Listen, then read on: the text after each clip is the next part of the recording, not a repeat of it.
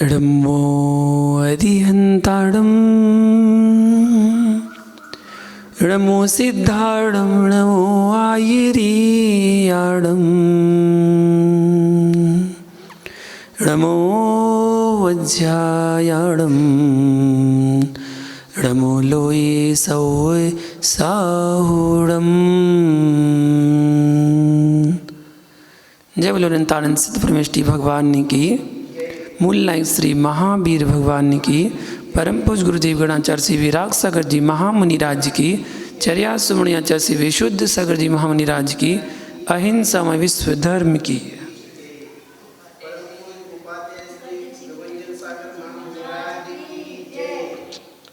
महानुभाव, आज की कुछ जिज्ञासाओं के साथ जिज्ञासा समाधान देखते हैं और कुछ खुलासा करते हैं उन प्रश्नों के उत्तर जो सभी जानना चाहते हैं। पारसनाथ का जन्म के पूर्व देव पर्याय में कौन सा स्वर्ग था, आणत या प्राणत? कहीं पूजा में प्राणत बोलते हैं तो कहीं आनत बोलते हैं। तो आनत प्राणत कौन से स्वर्ग से उनका जन्म हुआ था? बिमलो या सदाराणत, पाणत कप्पा या सुबदो पासो, ऐसा तिल्लों पणति ग्रंथ में लिखा है, जिसका मतलब है कि बिमल भगवान सतार कल्प से मुनि सुव्रत और पारसनाथ क्रमशः आणत और प्राणत काल से अवतीर्ण हुए थे। क्रमशः मतलब मुनि सुव्रत और पारसनाथ, तो मुनि सुव्रत आणत से और पारसनाथ प्राणत से, ऐसा तिल्लों पणति ग्रंथ में प्रमाण दिया है। इस प्रकार 108 यतिवर्षव आचार्य भगवान पारस प्रभु का 14वें प्राण स्वर्ग से आना मानते हैं, ऐसा रैदु ग्रंथवली में दिया है। चौबहमी दिवी पुणु सरयू, इसका वर्णन दिया है। क्षमा गुण के धारक और कामदेव को विदीर्ण करने वाले वे मुनि 14वें स्वर्ग में उत्पन्न हुए। इस प्रकार महाकवि रैदु ने पारस प्रभु को 14वें स्वर्ग से आना मानते हैं। आचार्य सकल कीर्ति विरचित पारसनाथ चरित्र में इसका वर्णन दिया है। नवम सर्ग में 22वें श्लोक में लिखा है वहाँ पर कि आनता खेयो ययम कल्पम सक संकल्पत सुखप्रद देवी देवर सिद्ध सिंपूर्ण कृष्ण कल्याण सागर। ये श्लोक है, बताया कि देव पर्याय में पारसनाथ का जन्म देखकर मंत्री तुल्य देव आकर उन्हें संबोधते हुए कहते हैं, यह संकल्पित सुखों का देने वाला देवों तथा रिद्धियों से परिपूर्ण समस्त सुखों का सागर आनत नाम का स्वर्ग है। पृष्ठ 144 पर नवम सर्ग के अंत में लिखा है, आनतेन्द्र विभूति सुख वर्णो, ऐसा पृष्ठ 101 सर्ग 8 श्लोक में ऐसा लिखा है। आनत नामक स्वर्ग के अतिशय सुखदायक प्राणत विमान में महान रिद्धियों के धारक इंद्र हुए, इसका तात्पर्य ये होता है। इस प्रकार आचार्य सकल कीर्ति के कथनानुसार पारसनाथ आनत यानी 13वें स्वर्ग से आए, और जो पिछला तिल्लों पणित का ग्रंथ का प्रमाण देखा तो प्राणत स्वर्ग से पारसनाथ आए। और रविसेन आचार्य पद्म पुराण में लिखते हैं कि पारसनाथ स्वामी वैजयंत विमान से आए, अवतीर्ण हुए थे। इस प्रकार रविसेन आचार्य पारसनाथ का वैजयंत विमान से अवतीर्ण होना मानते हैं, लिखते हैं। महापुराण की बात करें तो महापुराण में गुरुभद्र स्वामी यतिवर्षव एवं महाकवि रैदु की तरह प्राणत अर्थात 14वें स्वर्ग से पारस प्रभु का आना मानते हैं, ऐसा महापुराण 73वें सर्ग में उल्लेख है। हरिवंश पुराण में लिखा है, सहस्राथ मतलब 12वें स्वर्ग से विमल पारस और मुनि सुव्रत चय कर उत्पन्न हुए, ऐसा उन्होंने प्रमाण दिया।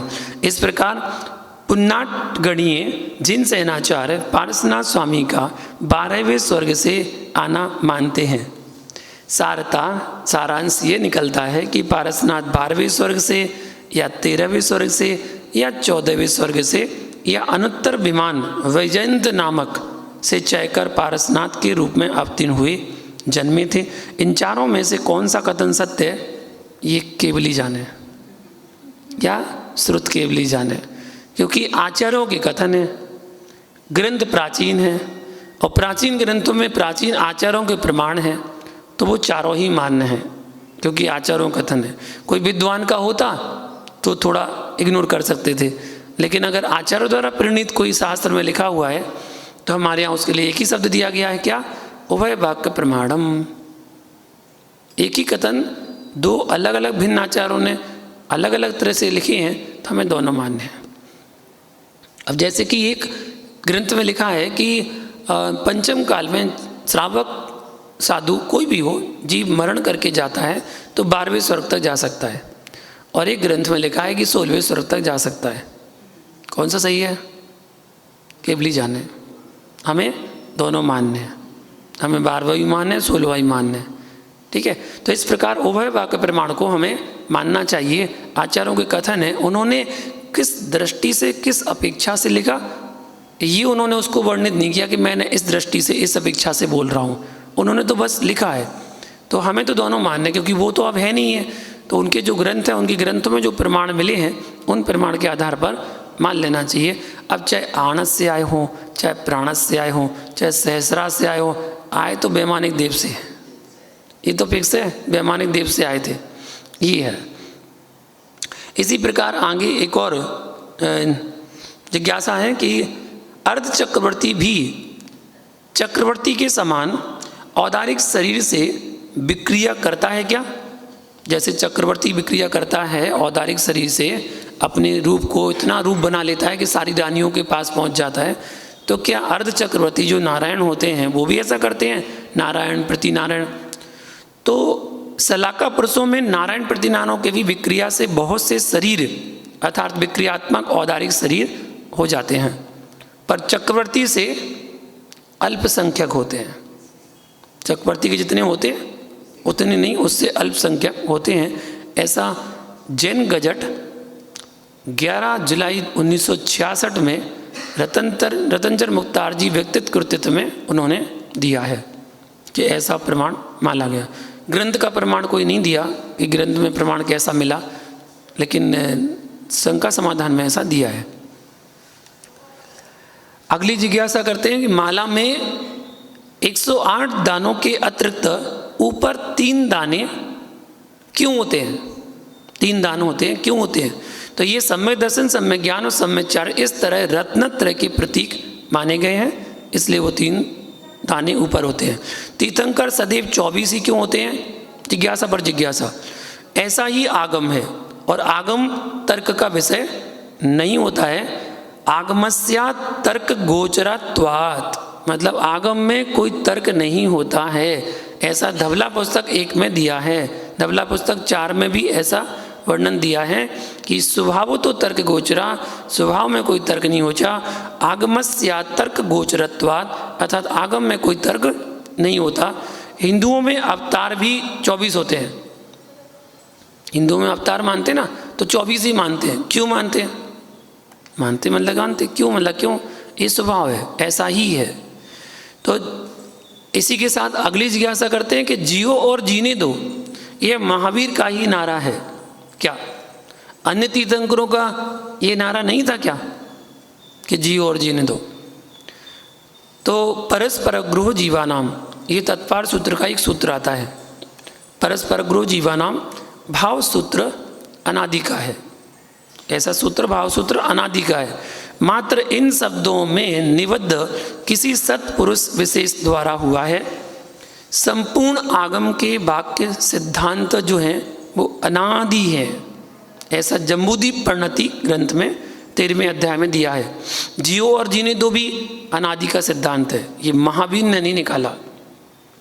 तीर्थंकर महावीर ने कोई नया धर्म नहीं चलाया कि उन्होंने अलग से धर्म चलाया हो।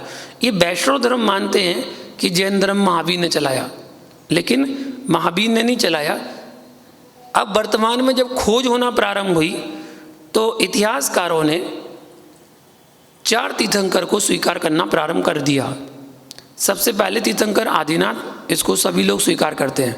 ऋग्वेद, यजुर्वेद, सामवेद, अथर्ववेद, इन वेदों में भी आदिनाथ का वर्णन मिलता है। अलग अलग नामों से मिलता है। कोई हिरण्यगर्भ के नाम से जानता है, कोई पुरुदेव के नाम से जानता है, ऐसे मानते हैं, लेकिन मानते हैं। तो आदिनाथ को भी मानते हैं।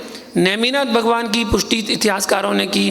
कृष्ण और नेमिनाथ चचेरे भाई थे, तो उन्होंने नेमिनाथ की भी पुष्टि कर ली है। उसके बाद पारसनाथ की पुष्टि भी हो गई है।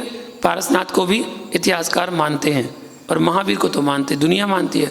इस प्रकार 4 तीर्थंकरों को तो अब इतिहासकार मान्य करने लगे हैं और धीरे धीरे अब उनकी समझ में जब आ जाएगा तो 24 तीर्थंकर को भी मान्य करेंगे। आज नहीं करेंगे तो बाद में करेंगे, लेकिन करेंगे जरूर। तो इस प्रकार ये जो जीव और जीने दो का सिद्धांत है, महावीर का नहीं है। जैसे अणुव्रत, महाव्रत की व्याख्या है, तो जो आज हमें पढ़ने में मिलती है, कहने को है कि महावीर की वाणी है। महावीर ने तो अपनी दिव्य ध्वनि में बताई है, तो कहने को महावीर की वाणी है, लेकिन नहीं, उन्होंने तो बताई है। ये तो थी और आगे भी रहेगी। इसलिए मैं कहता हूँ कि प्रतिमान योग ग्रंथ में हेर फेर हो सकता है, बदलाव हो सकता है। कर्णानुयोग के ग्रंथ में कोई बदलाव नहीं होगा, कभी भी नहीं होगा, है ना। द्रव्यानुयोग के ग्रंथों में बदलाव कभी नहीं होगा। चरणानुयोग के ग्रंथों में बदलाव कभी नहीं होगा। जो मूल गुण आदिनाथ के समय थे, वही मूल गुण महावीर के समय थे, और वही मूल गुण अभी पंचम काल में चल रहे हैं और आगे भी चलते रहेंगे। वही मूल गुण 28 मूल गुण मुनिराज के, उपाध्याय 25 मूल गुण, आचार्य के 36 मूल गुण, सिद्धों के 8 और अरहंतों के 46 मूल गुण, ऐसे चलते आ रहे हैं और वो आगे भी चलते रहेंगे। अब इसमें कोई कहता है कि उपाध्याय के तो कम हो गए, मुनिराज के 28 हो गए, तो ऐसे कैसे हो जाएगा। तो जो 28 मूल गुण हैं वो तो कंपलसरी है, क्योंकि जो भी उपाध्याय बनेगा, जो भी आचार्य बनेगा, वो मुनि तो पहले बनेगा। और जब मुनि बनेगा तो 28 मूल गुण तो उसको पहले से मिल गए। ऐसा नहीं है कि आप मुनि बन गए तो आपने जो श्रावक धर्म में अपने गृहस्थ जीवन में आजीवन के जो नियम लिए थे, वो नियम अब खत्म हो गए। आजीवन त्याग लिए थे ना, जो गृहस्थ जीवन में, श्रावक में या प्रतिमाधारी होके जो आपने नियम लिए थे, वो आपका जीवन खत्म हो गया। श्रावक का जीवन, अब आप मुनि बन गए तो श्रावक के सारे नियम खत्म हो जाएंगे। ऐसा नहीं है। जो श्रावक के नियम हैं वो भी आपके हैं, जो मुनि के हैं वो भी आपके हैं, उपाध्याय बन गए तो वो भी आपके हैं, और आचार्य बन जाओगे तो वो भी आपके हैं। ऐसे क्रम से बढ़ते जाएंगे। मतलब मुनि आचार्य के मूल गुण कितने होंगे? 28 + 25 + 36, उपाध्याय के 28 + 25 और मुनि के 28 मूल गुण, ऐसे क्रम से रखे जाएंगे। तो महावीर ने जो जो बताया है वो सब अनादि से था, है और आगे भी भविष्य में रहेगा। कोई नया नहीं है, लेकिन फिर भी कहा जाता है कि अहिंसा परमो धर्मा, जियो और जीने दो, 5 महाव्रतों का उल्लेख, ये सब महावीर ने बताया। ये तो अनादिकाल से है। जैसे नमोकार मंत्र अनादिकाल से था, है और रहेगा। नमोकार मंत्र लिपिबद्ध वर्तमान में किया गया, तो वो पुष्पदंत भूतबली ने किया, लेकिन वो तो अनादि से है। आगे देखते हैं कि जैन धर्म का कौन सा एक ग्रंथ सर्वोपरि है। ऐसा लोग प्रायः पूछते हैं कि सर्वोपरि ग्रंथ कौन सा है। सर्वोपरि का मतलब होता है कि जो सभी जगह मान्य है और सभी जगह उसको जाना जाता है, देखा जाता है, सुना जाता है, पढ़ा जाता है, बोला जाता है, पढ़ाया जाता है, सर्वोपरि ग्रंथ है, सभी लोग जानते हैं। तो जैन धर्म में ऐसा कौन सा ग्रंथ है? तो सर्वोपरि ग्रंथ जैनों में यदि कोई है तो कौन सा? तत्वार्थ सूत्र। जैसे कि वैष्णव धर्म की बात करें तो वैष्णव धर्म में, हिंदू धर्म में गीता का बड़ा महत्व है, जबकि और भी ग्रंथ हैं, ऋग्वेद है, यजुर्वेद है, अर्थवेद है, सामवेद है, और मार्कंडी पुराण है, विष्णु पुराण है, महाभारत है, बहुत सारे ग्रंथ हैं, लेकिन गीता का महत्व विशेष दिया जाता है। मुस्लिम में कुरान का, सिख में गुरु ग्रंथ साहब का, ईसाई में बाइबल का, बौद्धों में धम्म पिटक का, एक एक ग्रंथ का महत्व है। ऐसे ही जैन दर्शन में यदि कोई महत्व है तो वो तत्वार्थ सूत्र का। और यही कारण है कि आप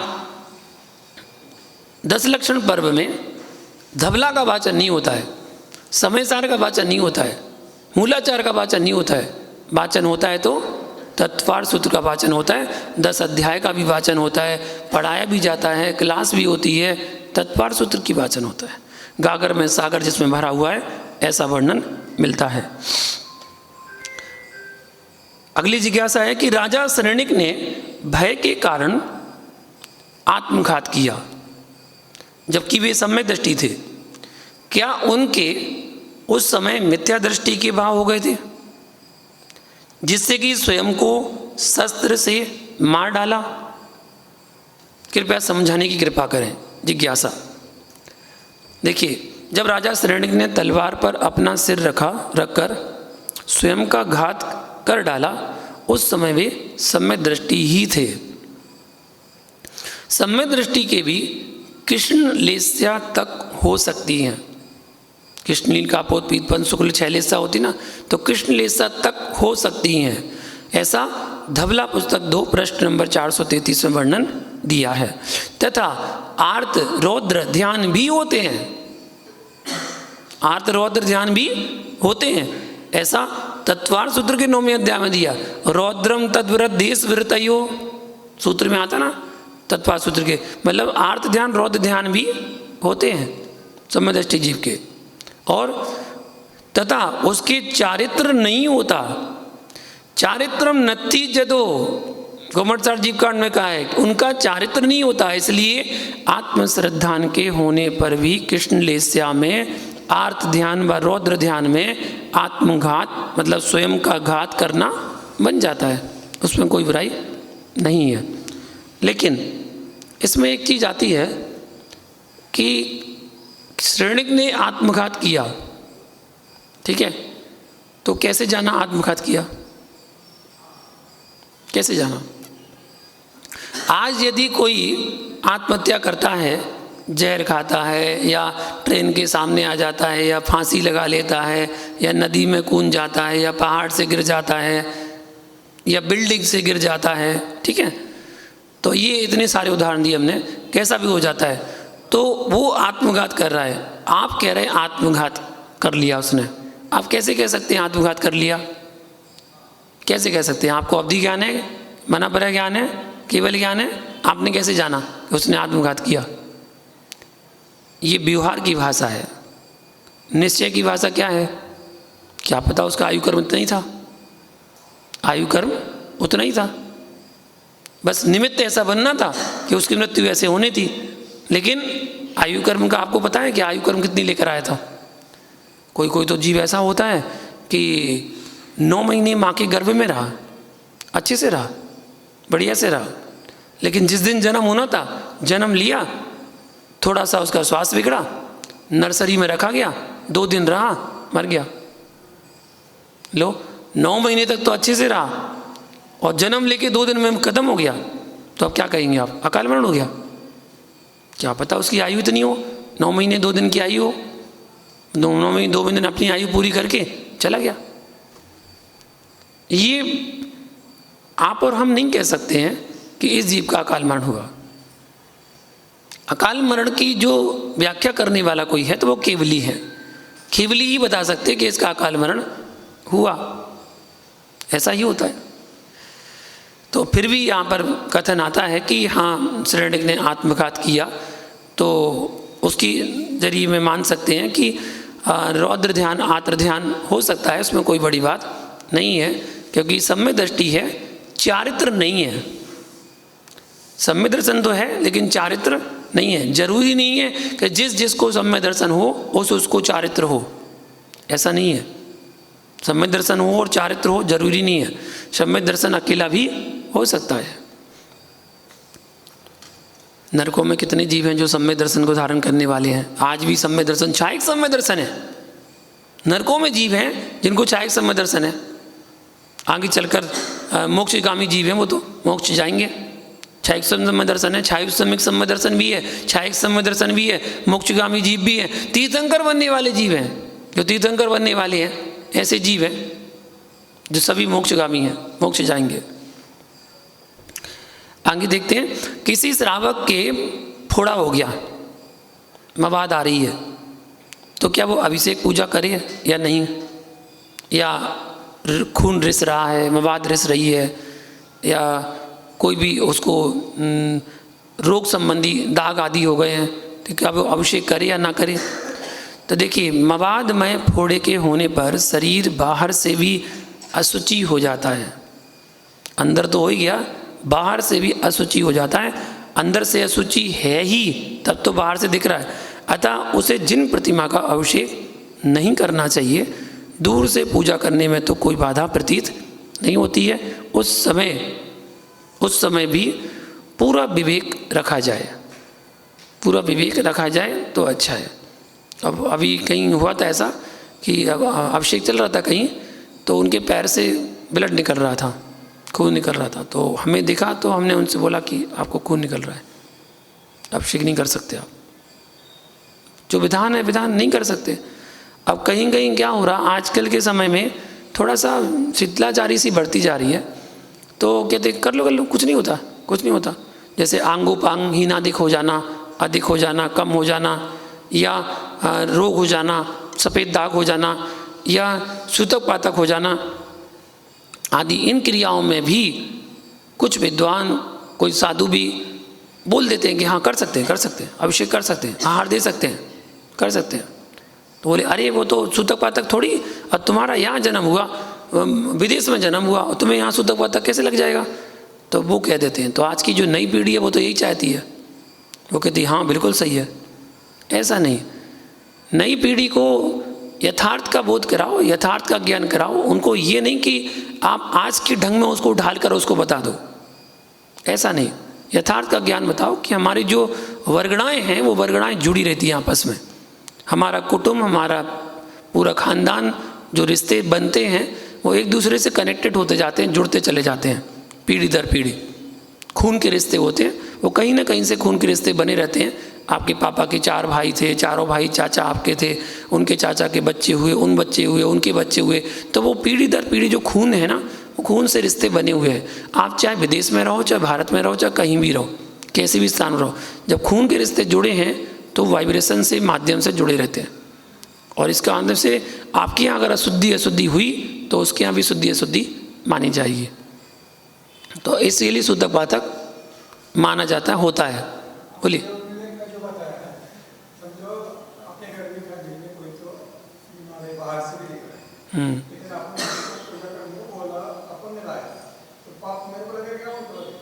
देखिए, पूजा करने लाने में, जैसा अभी मैंने बताया कि पूजा करने में कोई बुराई नहीं है। आप दूर बैठकर आप पूजा पाठ कर रहे हैं तो ठीक है, कोई बात नहीं। भगवान को स्पर्श नहीं करना है। भगवान को जैसे आपको अभिषेक करना है, आपने अभिषेक कर लिया, आप अभिषेक कर लीजिए। अभिषेक करने के बाद फिर साथ में बैठ के आप पूजा कर रहे हैं, कोई दिक्कत नहीं, क्योंकि अभिषेक आप कर चुके। भगवान की प्रतिमा पवित्र मानी जाती है, इसलिए उसको पवित्र अवस्था में ही स्पर्श करना चाहिए। और अगर आप अशुद्धि हो गए तो आपको दूर हट जाना चाहिए। अगर किसी कारण से आप स्पर्श कर गए, आपको पता है किसी दूसरे ने नहीं देखा है, लेकिन आपने देखा है कि आपको पता है कि मैं स्पर्श हो गया, मुझे नहीं छूना है भगवान को, तो वहाँ पर नहीं छूना चाहिए, ये करना चाहिए।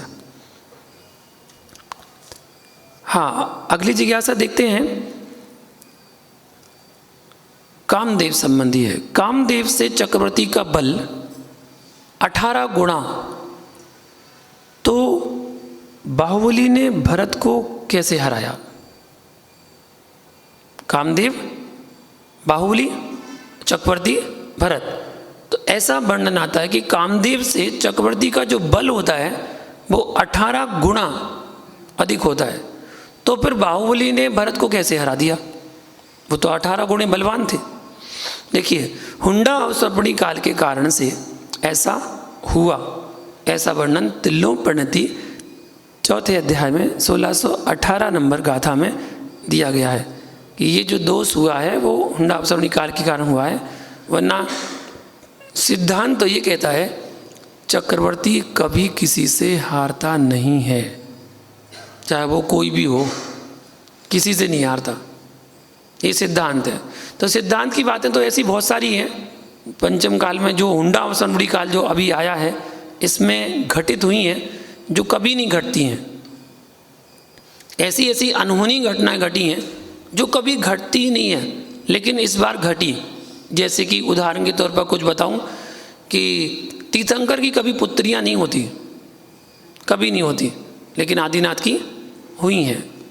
तीर्थंकर कभी बाल ब्रह्मचारी नहीं होते हैं, लेकिन 5 तीर्थंकर बाल ब्रह्मचारी हुए हैं। तीर्थंकर हमेशा एक पद के धारी होते हैं, तीर्थंकर पद, लेकिन इस बार 3 तीर्थंकर चक्रवर्ती भी बने, कामदेव भी बने और तीर्थंकर ही बने, 3 पद के धारी हुए।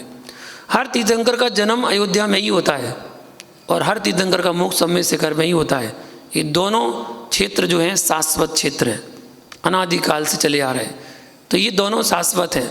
लेकिन वर्तमान के 5 तीर्थंकरों का जन्म अयोध्या में हुआ है बस। 20 तीर्थंकरों का जन्म मोक्ष समय शिखर में हुआ है, बाकी 4 का नहीं हुआ। 19 तीर्थंकरों का जो जन्म है वो इधर उधर हुआ है, लेकिन इधर उधर में अधिकांशतः जो जन्म हुए वो उत्तर प्रदेश में ही हुए। अगर प्रांत की बात करें, अयोध्या उत्तर प्रदेश में है, तो उत्तर प्रदेश में ही सभी तीर्थंकरों के अधिकांशतः जन्म हुए। जैसे कि हस्तिनापुर उत्तर प्रदेश में है, सौरीपुर उत्तर प्रदेश में है, काकंदी, कंपिला, श्रावस्ती, अयोध्या, ये सब उत्तर प्रदेश में है। इन सब का जन्म उत्तर प्रदेश में हुआ है। बाकी मिथिलापुरी में 2 तीर्थंकर का, मल्लीनाथ और नमीनाथ का जन्म हुआ। वैशाली में महावीर का जन्म हुआ और शीतलनाथ भगवान का वो 2 प्रमाण, वो सब अपना अपना मानते हैं। एक कहते हैं विदिशा में हुआ, एक कहते हैं इटखोरी में हुआ, तो अलग अलग स्थान मानते हैं। हम कहते कोई मान लो, हम तो दोनों में हुआ, विदिशा भी हुआ, इटखोरी भी हुआ है। हम सारे अधिकांश सारी जन्मभूमियाँ दर्शन कर ली हमने। केवल मल्लीनाथ नमीनाथ की जो जन्मभूमि है मिथिलापुरी, वहाँ नहीं गए, बाकी हमने सारे दर्शन कर लिए। तो जो जैसा मानता है, अब जैसे महावीर का जन्मभूमि का मानते हैं, तो आचार्य विद्यानंद जी मुनिराज प्रमाण के साथ बोलते थे कि वैशाली कुंड ग्राम में ही उनका जन्म हुआ, जो पटना के पास पड़ती है वैशाली कुंड ग्राम। और गढ़नियार का ज्ञानमती माता जी बोलती थी कि कुंडलपुर में हुआ, तो उनका कुंडलपुर अलग है, इनका कुंड ग्राम अलग है। वो कहते यहाँ हुआ, वो कहते यहाँ हुआ, हम कहते दोनों जगह हुआ हो, तो हम तो दोनों जगह दर्शन कराए। क्यों? उभय वाक्य प्रमाणम।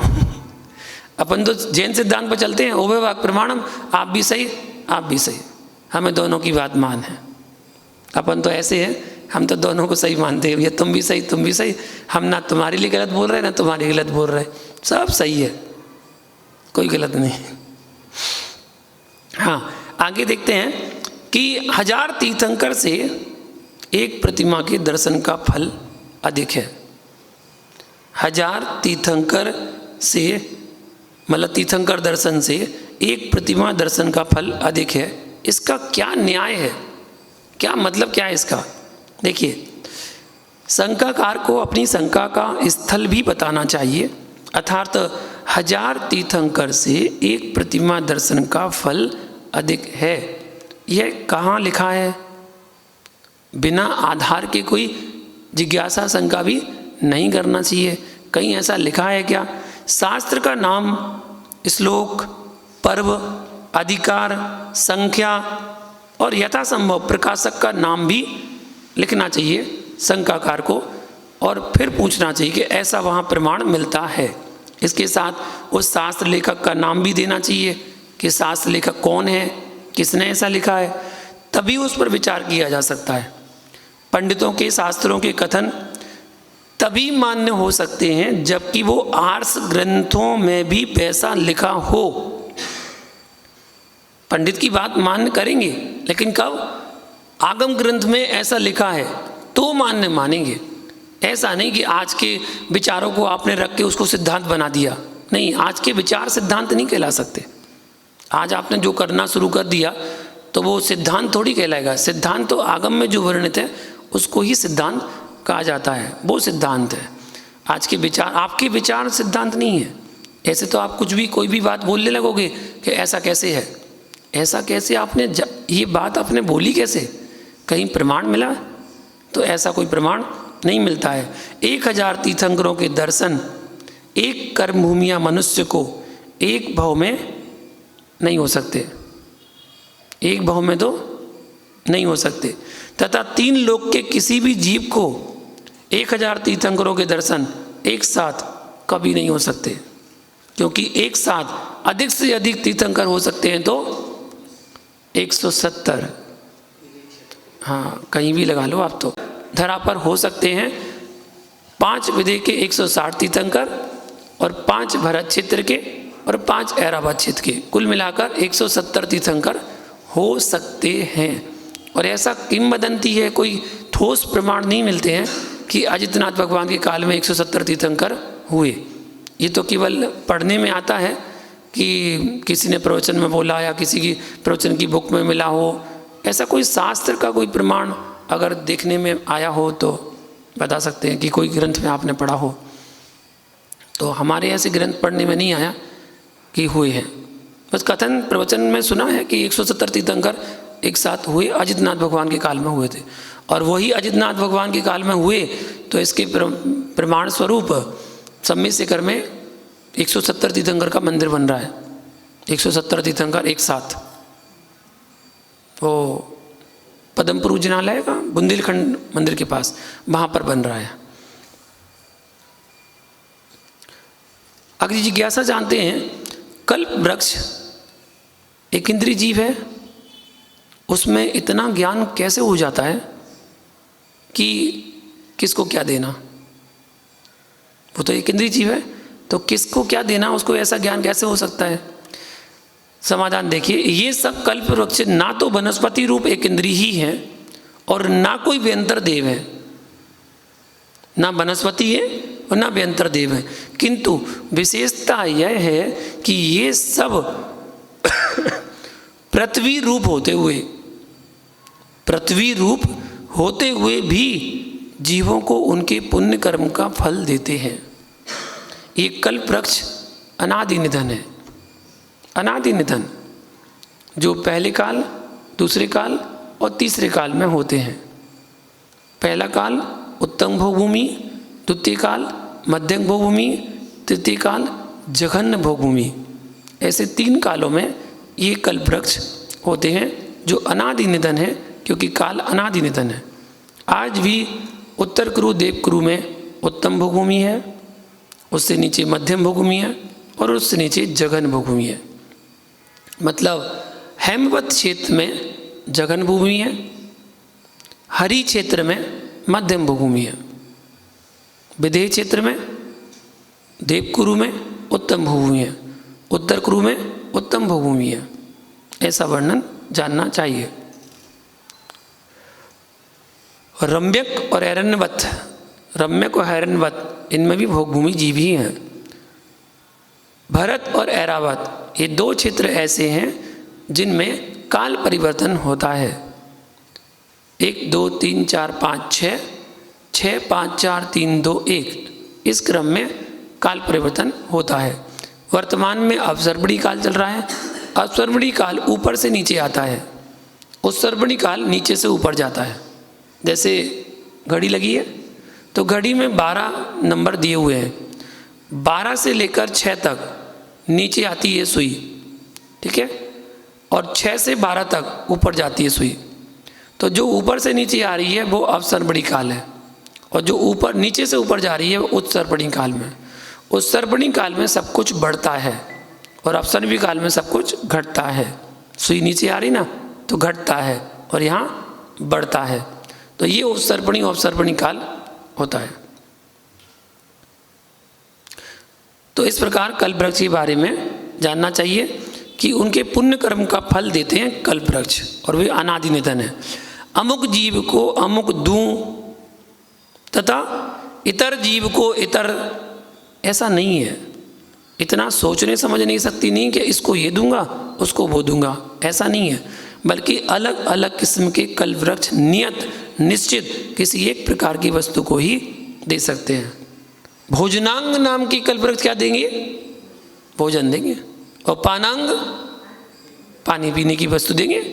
गृहांग घर देंगे। भूषणांग आभूषण देंगे। सबके फिक्स है, सबको एक एक काम दे दिया गया, एक एक काम एक एक चीज़ देंगे सब लोग।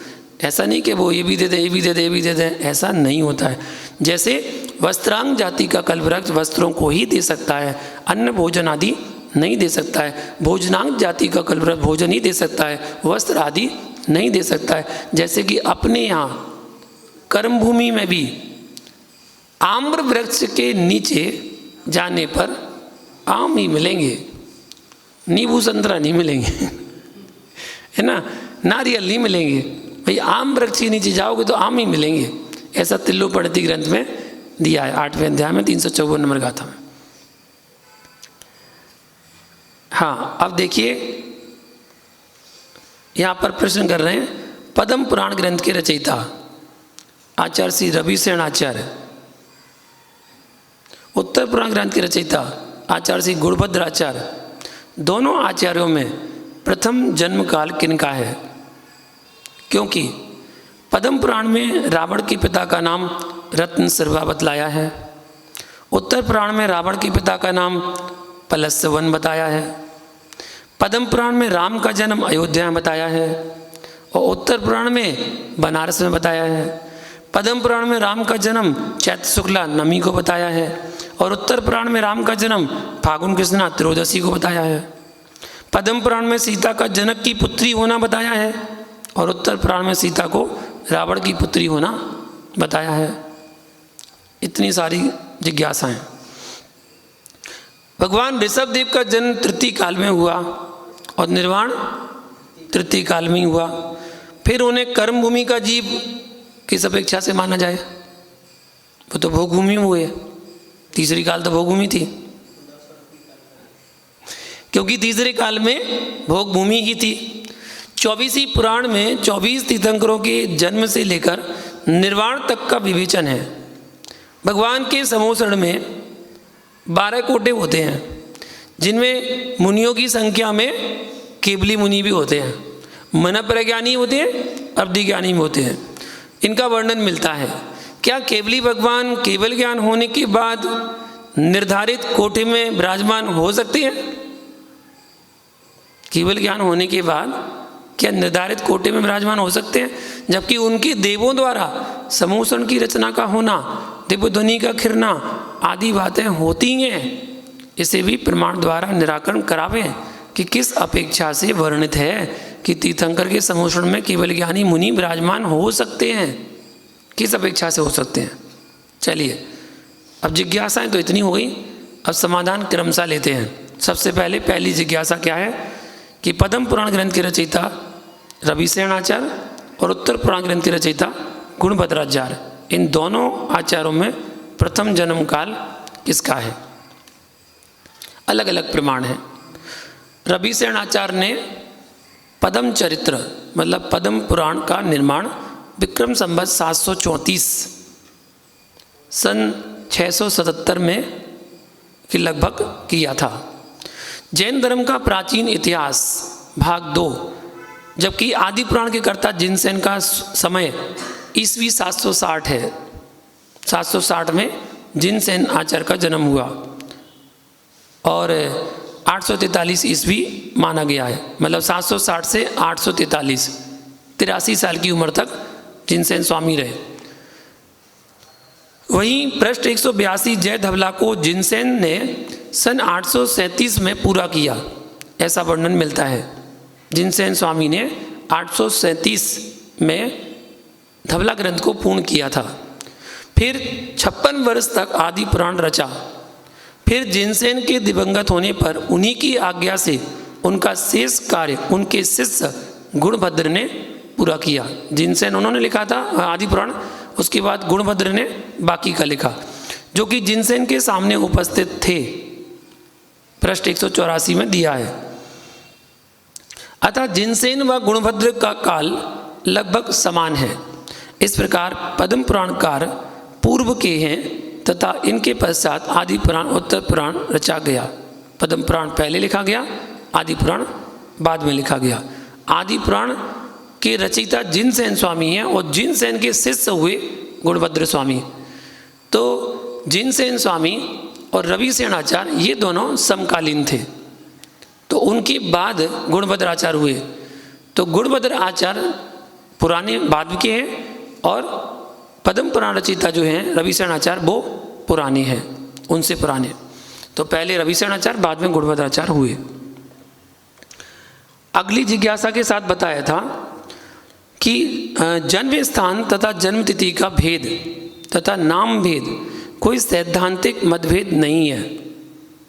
सैद्धांतिक भेद, सिद्धांत का अंतर थोड़ी है, वो जन्म तिथि में कोई अंतर है, तो सिद्धांत में भेद नहीं है। फिर भी मतभेद तो है ही। Doctor A.N. उपाध्याय तथा हीरालाल जैन कहते हैं कि कथा की समता विषमता की दृष्टि से राम कथा साहित्य को दो श्रेणियों में विभाजित कर सकते हैं।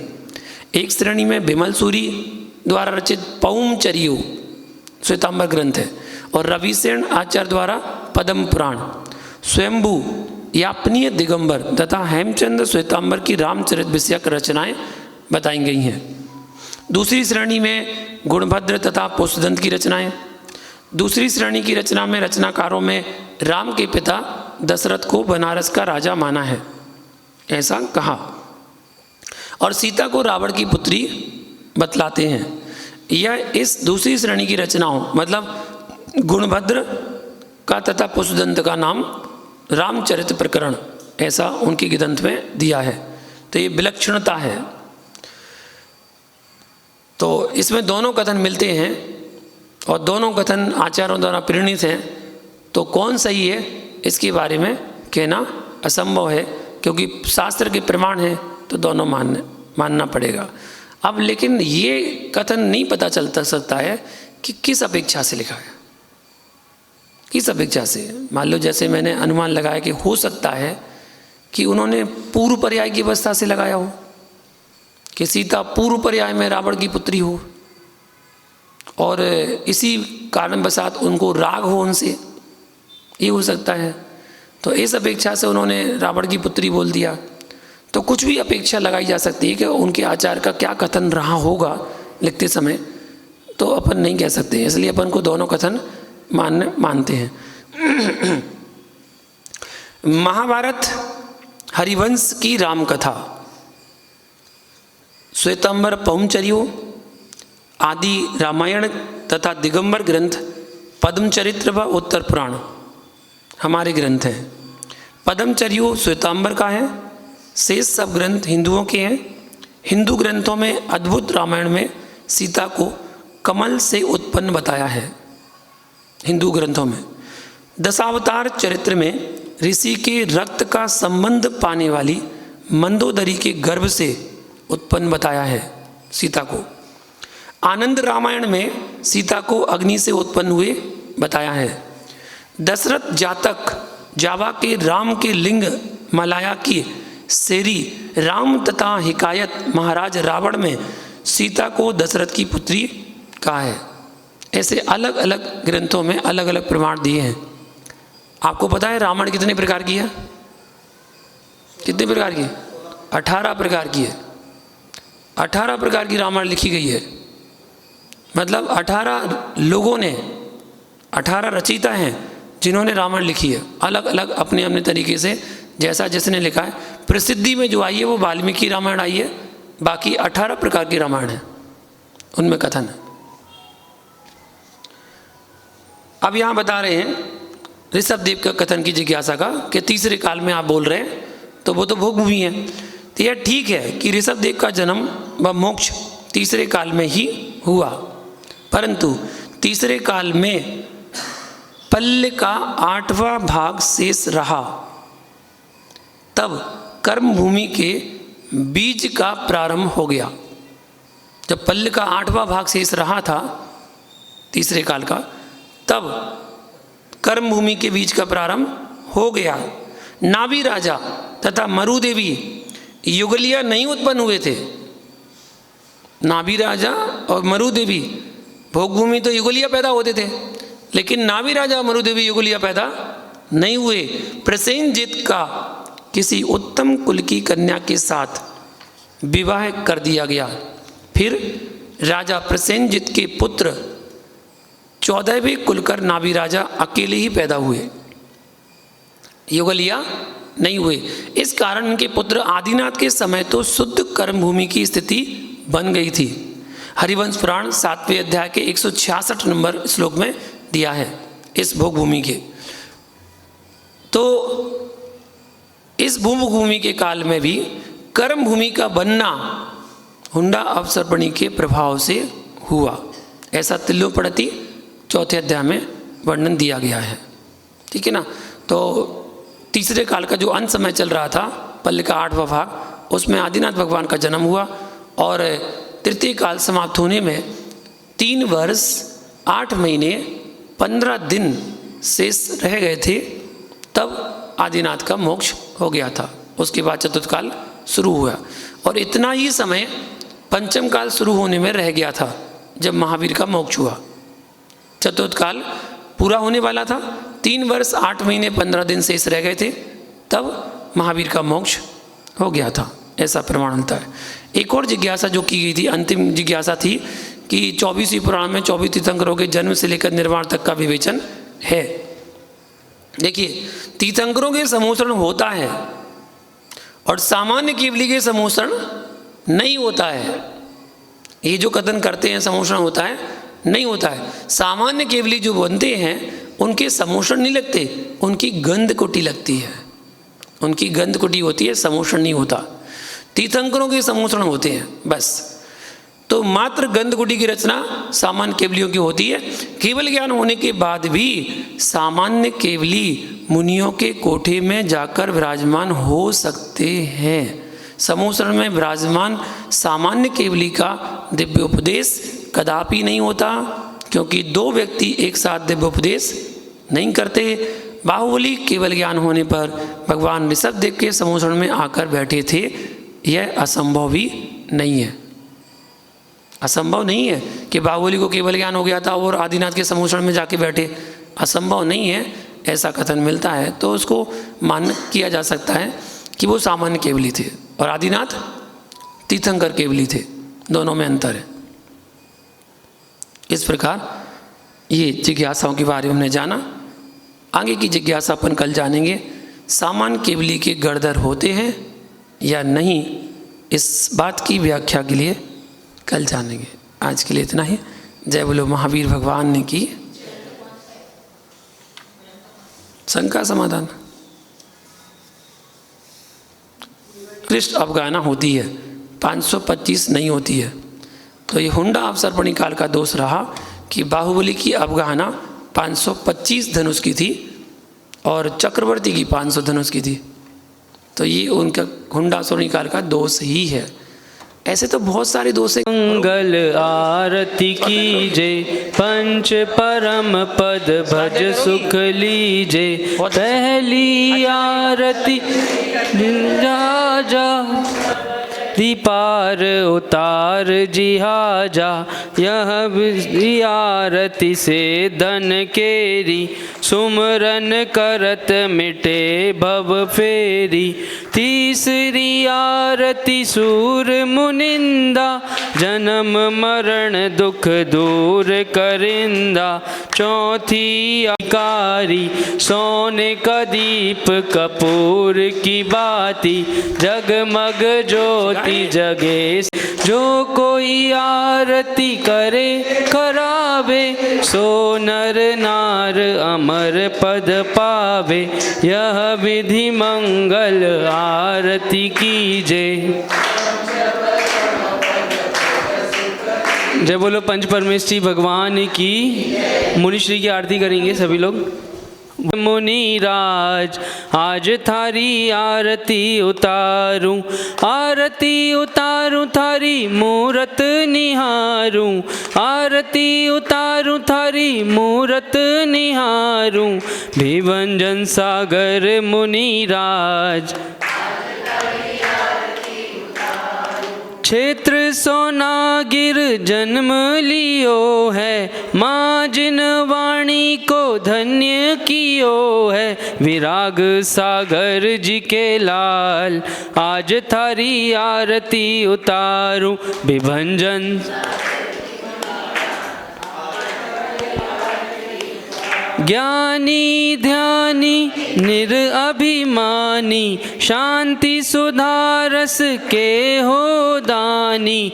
वाणी है सुखकार आज थारी आरती उतारूं। विभंजन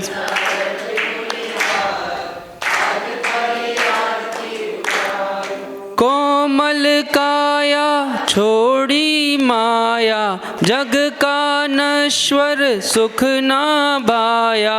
छोड़ा सब परिवार, आज थारी आरती उतारूं। सागर मुनिराज मोक्ष बधू तुमको अति प्यारी, गुरु महिमा तुमसे जग जानी। करो जगत उद्धार, आज थारी आरती उतारूं।